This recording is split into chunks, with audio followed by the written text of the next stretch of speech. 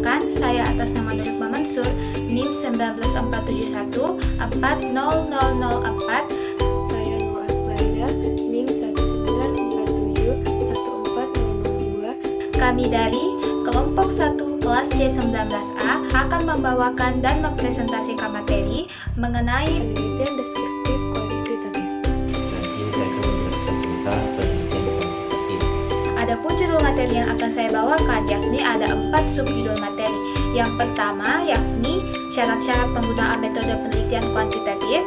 Yang kedua yakni analisis data penelitian kuantitatif. Yang ketiga yakni kelebihan dan kekurangan penelitian kuantitatif. Dan yang keempat yakni jenis-jenis metode penelitian kuantitatif.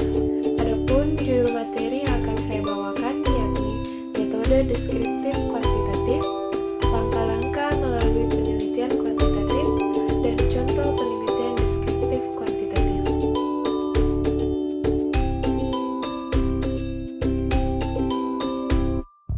Menurut Sugeno tahun 2009 mengungkapkan bahwa penelitian kuantitatif merupakan jenis penelitian yang memiliki spesifikasi yang tersusun secara sistematis, terencana, dan terstruktur. Dengan jelas sejak awal dilakukan penelitian hingga pembuatan desain penelitiannya. Penelitian kuantitatif merupakan jenis penelitian yang banyak menuntut penggunaan angka, mulai dari pengumpulan data, penafsiran terhadap data tersebut, serta hasil dan data yang diperoleh dari penelitian yang telah dilakukan.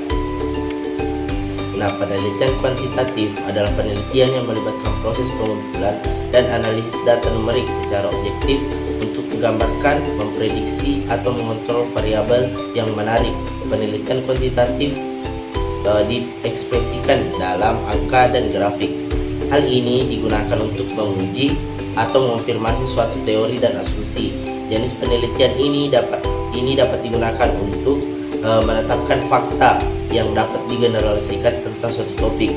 Metode kuantitatif umum meliputi eksperimen, observasi yang dicatat sebagai angka, dan survei dengan pertanyaan tertutup.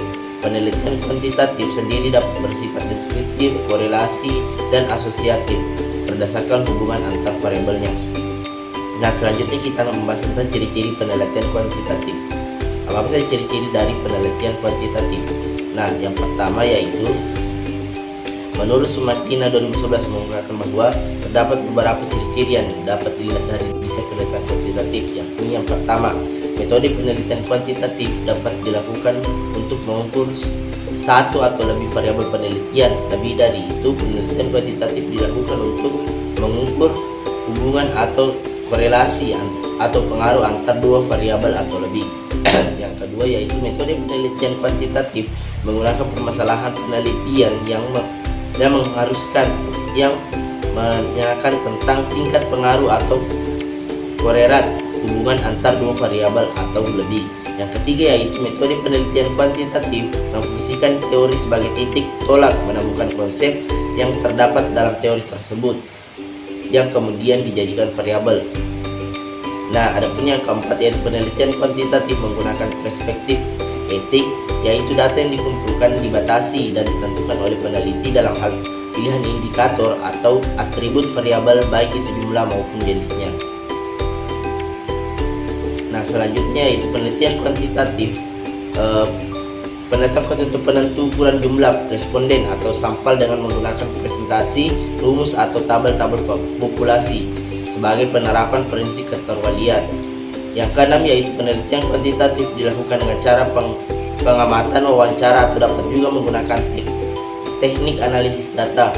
Yang ketujuh yaitu teknik analisis yang dominan pada penelitian kuantitatif adalah teknik statistik. Yang kedelapan yaitu jenis data yang diperoleh dengan instrumen-instrumen sebagian besar berupa angka atau yang diangkakan. Yang kesembilan yaitu fokus utama dari penelitian kuantitatif yakni untuk mengklasifikasikan, menghitung, dan membangun model statistik untuk menjelaskan apa yang sedang diselidiki. Sedangkan yang terakhir yaitu menggunakan pola berpikir deduktif, di mana pola yang berusaha memahami suatu fenomena dengan cara menggunakan konsep-konsep umum untuk menjelaskan fenomena-fenomena yang bersifat khusus. Selanjutnya tujuan dari penelitian kuantitatif. Nah, adapun tujuan dari penelitian kuantitatif itu sendiri yaitu menurut Brenham tahun 2005 mengemukakan bahwa tujuan dari penelitian kuantitatif yakni untuk menentukan hubungan antar variabel dalam sebuah populasi. Terdapat perbedaan antar tujuan penelitian kuantitatif, deskriptif, dan eksperimental, di mana penelitian kuantitatif deskriptif bertujuan untuk menemukan hubungan antar variabel yang hanya terjadi sekali.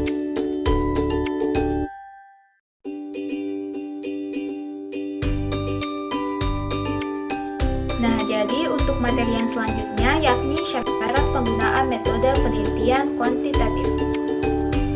Menurut Priyono tahun 2008 mengemukakan bahwa penelitian kuantitatif dapat digunakan oleh peneliti saat menyelidiki suatu masalah apabila terdapat 5 syarat. Yang pertama yakni peneliti ingin mendapatkan informasi yang luas dari suatu populasi. Yang kedua, ingin diketahui pengaruh perlakuan terhadap yang lain. Yang ketiga, peneliti bermaksud menguji hipotesis penelitian yang ada.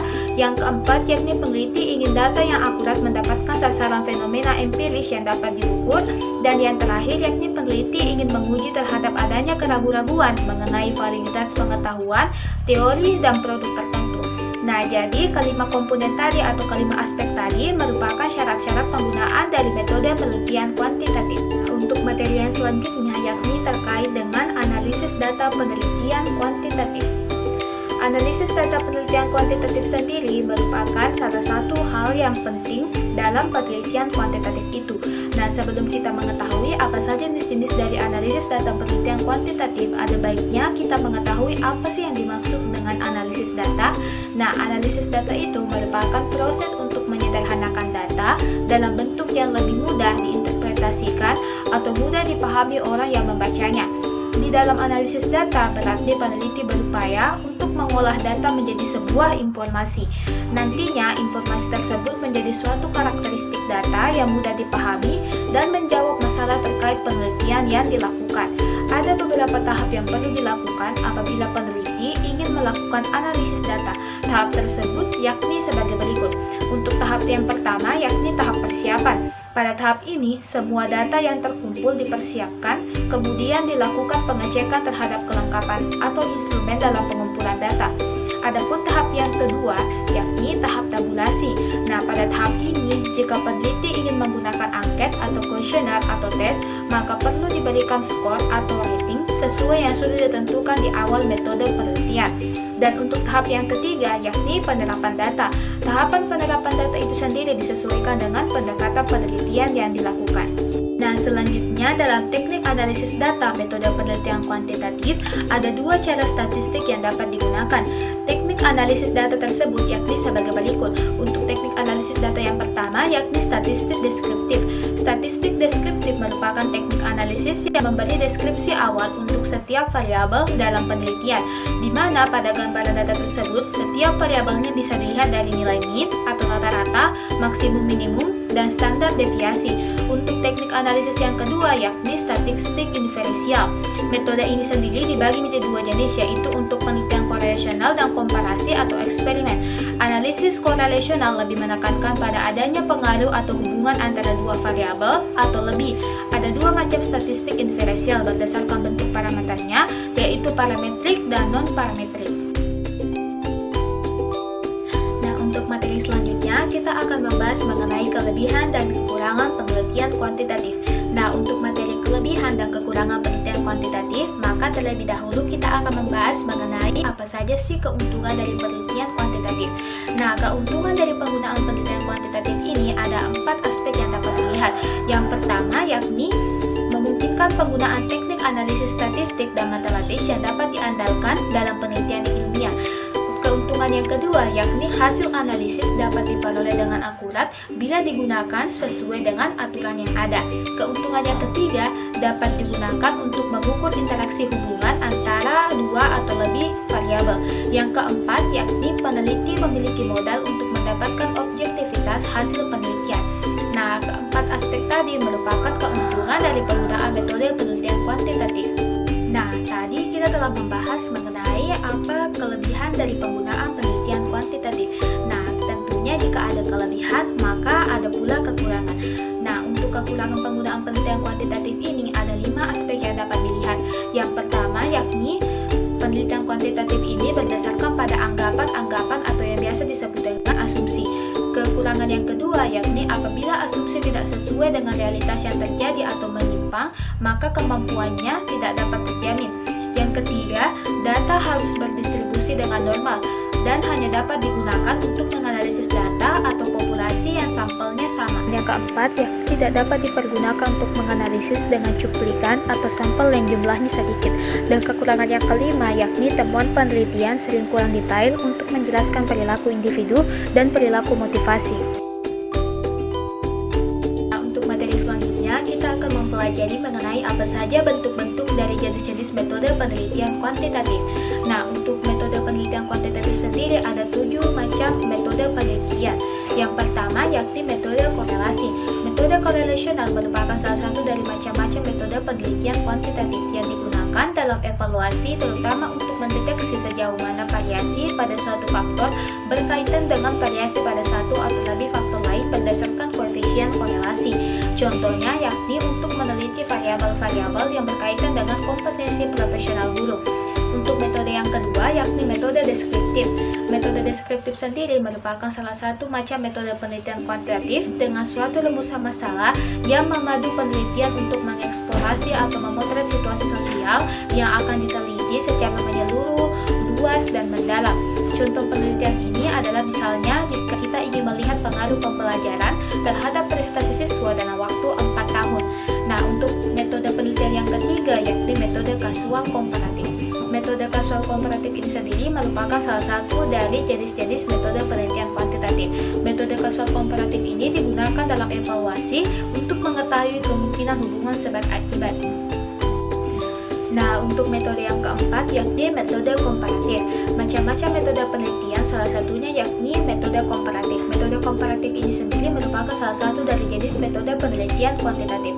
Metode komparatif ini berfungsi untuk membandingkan dua perlakuan atau lebih dari suatu variabel atau beberapa variabel sekaligus. Contohnya yakni penelitian untuk mengetahui sebab akibat hubungan antara prestasi dan rajinnya mahasiswa ke perpustakaan, ketenangan belajar, waktu belajar, dan sebagainya. Nah, untuk metode yang selanjutnya yakni metode eksperimen. Metode eksperimen ini merupakan salah satu dari jenis metode penelitian kuantitatif. Penelitian eksperimen biasanya lebih banyak digunakan dalam bidang eksak. Ada 2 jenis penelitian eksperimen, yaitu semu dan juga sungguhan. Metode eksperimen semu digunakan dalam evaluasi untuk memperoleh informasi yang merupakan perkiraan yang dapat diperoleh dari data sebenarnya. Sementara itu, metode eksperimen sungguhan digunakan dalam evaluasi untuk mengkaji kemungkinan saling hubungan sebab akibat. Nah, untuk metode yang selanjutnya yakni metode survei. Metode survei ini sendiri digunakan dalam evaluasi untuk membuat pencanderaan secara sistematis, faktual, dan juga akurat terhadap fakta-fakta serta sifat-sifat populasi atau daerah tertentu. Macam-macam metode penelitian kuantitatif seperti survei digunakan untuk memperoleh atau mengumpulkan data informasi tentang populasi yang besar. Nah, untuk jenis-jenis metode penelitian kuantitatif yang terakhir yakni metode inferensial. Metode inferensial ini merupakan salah satu dari macam-macam metode penelitian kuantitatif yang melakukan analisis hubungan antar variabel dengan pengujian hipotesis. Dalam penelitian inferensial dapat membahas mengenai besarnya peluang kesalahan dalam pengambilan kesimpulan. Metode penelitian deskriptif kuantitatif.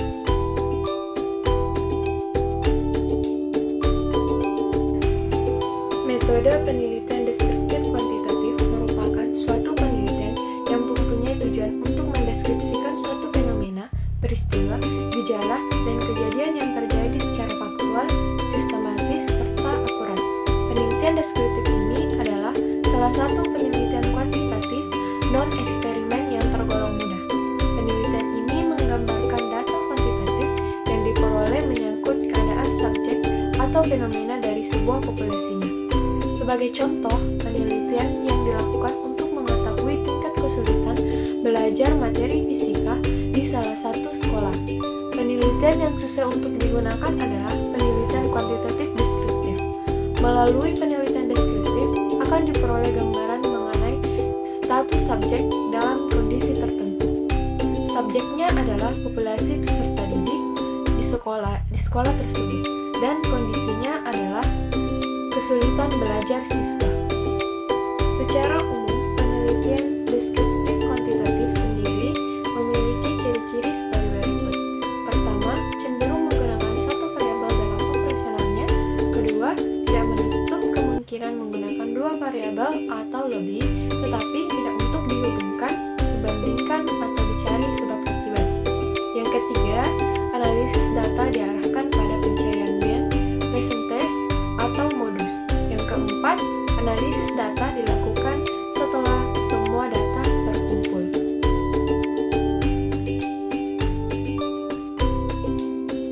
Langkah-langkah dalam melakukan penelitian kuantitatif. Menurut Elisa, pada tahun 2021 mengemukakan bahwa ada beberapa langkah yang perlu diperhatikan dalam merumuskan penelitian kuantitatif. Langkah-langkah dalam melakukan penelitian kuantitatif yakni sebagai berikut. Pertama, membuat rumusan masalah. Rumusan masalah berbentuk kalimat pertanyaan dan bukan pernyataan. Terkait membuat rumusan masalah yang baik, harus spesifik, relevan dengan tema yang diangkat, bersifat baku dan asli serta dapat menarik perhatian. Yang kedua, menentukan landasan teori. Landasan teori atau tinjauan pustaka sebenarnya sebagai salah satu upaya untuk menentukan jawaban atas rumusan masalah yang sudah ditentukan oleh penulis. Yang ketiga, merumuskan hipotesis. Hipotesis adalah jawaban sementara. Jadi, dari kajian teori yang sudah dilakukan penelitian, maka peneliti bisa membuat jawaban sementara, di mana jawaban yang sementara itulah yang nantinya akan dilakukan pengujian. 4. Pengumpulan data. Dalam pengumpulan data sendiri, peneliti membutuhkan dua hal, yakni membutuhkan instrumen penelitian dan menguji instrumen. Instrumen penelitian inilah yang sebenarnya sebagai sarana untuk memudahkan peneliti mengambil data di lapangan. Yang kelima, menganalisis data. Dari data yang sudah terkumpul, peneliti dituntut untuk bisa mengambil bagian-bagian yang penting dan relevan saja. Kemudian dari data tersebut, peneliti bisa melakukan analisis data, di mana analisis data inilah sebagai upaya untuk menjawab hipotesis yang sudah dibuat sebelumnya. Yang keenam, kesimpulan. Kehadiran kesimpulan ini tidak lain bentuknya dari hasil pengujian hipotesis dan menyampaikan apakah hipotesis tersebut ditolak atau diterima. Contoh penelitian deskriptif kuantitatif. Ada beberapa contoh judul yang terkait dengan penelitian deskriptif kuantitatif, diantaranya yakni sebagai berikut. Pertama, efektivitas perangkat pembelajaran berorientasi problem solving dalam peningkatan kemampuan memecahkan masalah. Yang kedua, pengaruh karakteristik berusahawan terhadap tingkat keberhasilan usaha. Ketiga, pengaruh pembelajaran snowball throwing terhadap tingkat keberhasilan usaha. Keempat, perbedaan hasil belajar matematika peserta didik melalui pembelajaran komparatif model Jigsaw dengan pembelajaran konvensional. Nah, begitulah tadi presentasi dari kami kelompok 1 kelas C19A mengenai penelitian deskriptif kuantitatif. Mohon maaf bila ada kekurangan. Assalamualaikum warahmatullahi wabarakatuh.